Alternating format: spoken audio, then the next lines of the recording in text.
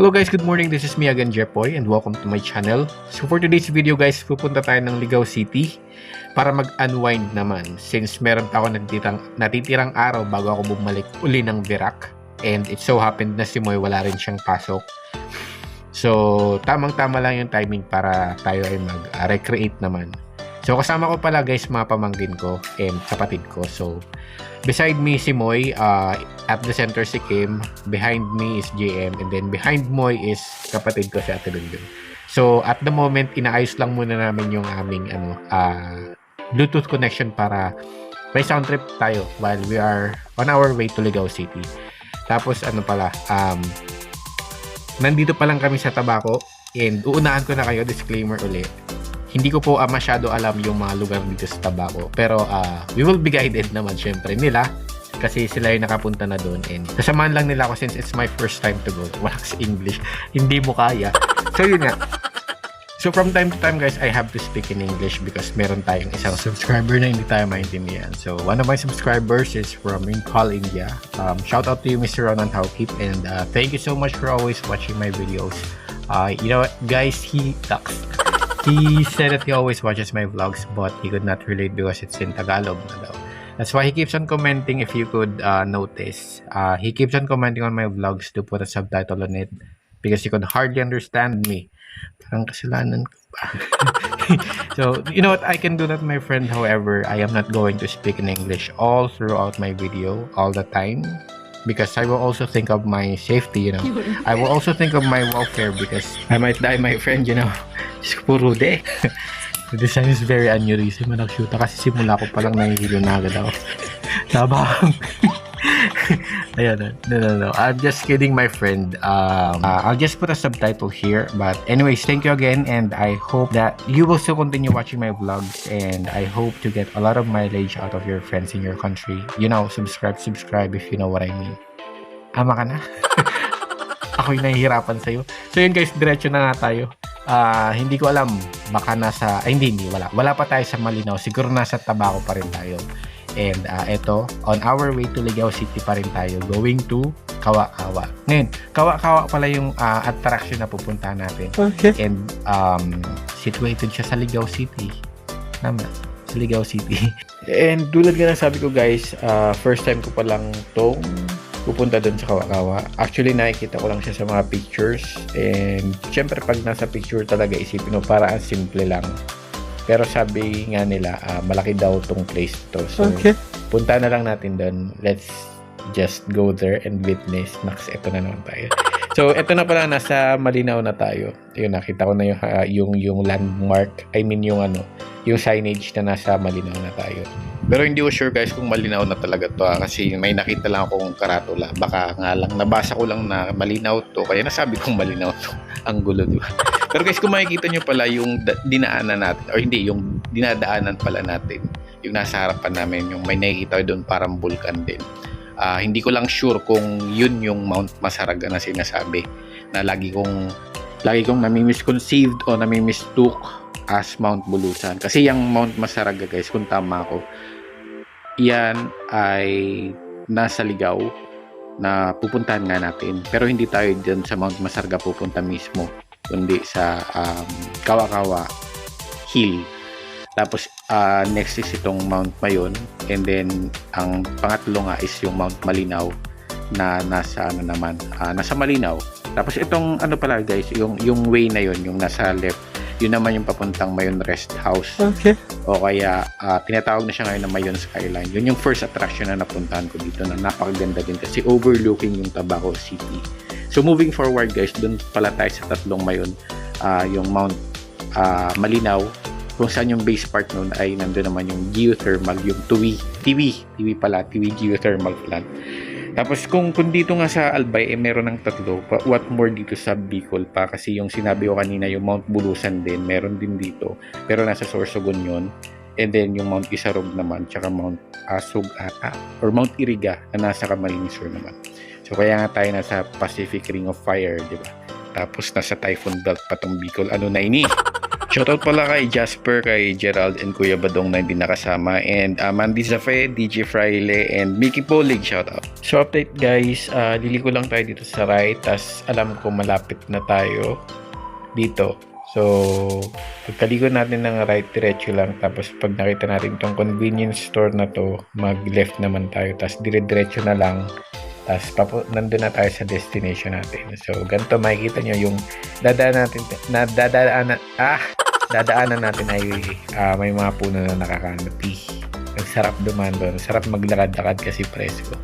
Tapos yun na may signage na ulit ng eto papuntang Kawa-Kawa, tapos yung other side naman is bamboo settlement. So nandito na tayo guys.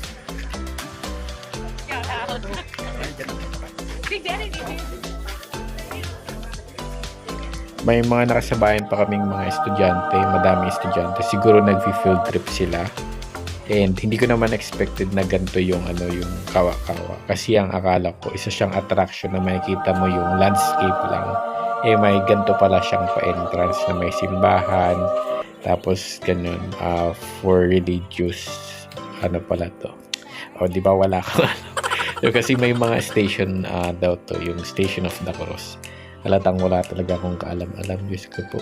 So, ayun, mag-akyat na tayo dito, and I was not informed. Naks, hindi tayo na-inform na puro pala to paakyat. So, nagmamadali rin tayo dito kasi merong Hindi pang talaga yun, pagkaan? Second station. Pang mahinay daw talaga. mga yun, may mob na yun.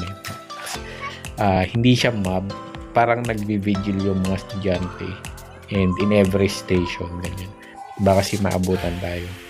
Tapos puro lang siya paakyat, pero hindi naman siya gaanong, alam mo yun, mainit kasi marami siyang punong kahoy. Sarap. Tsaka siguro mas masarap to pag mahangin. Ito lang kasi na pagpunta namin ay hindi siya mahangin. Siguro dahil tanghali lang din. Pero okay naman. Pag pumunta ka naman sa lilim, magkakaroon naman ng konting hangin. Basta walang katapusang paakyat to. Masarap siguro dito na ang kasama mo naka-wheelchair, tapos bigla mong bibitawan. So hindi ko na nasundan guys yung mga station. Kasi yun nga, merong mga kumpul-kumpul na mga estudyante. Siguro in every station pinupuntahan nila. Tapos mga nakayapak lang sila. Barefooted sila. Siguro in preparation na rin sa itong Lenten. Kasi malapit na nga rin naman. Tapos maganda din naman maganda talaga yung lugar kasi tawag dyan, overlooking ang Ligao City. Tapos equipped din ng mga medical staff.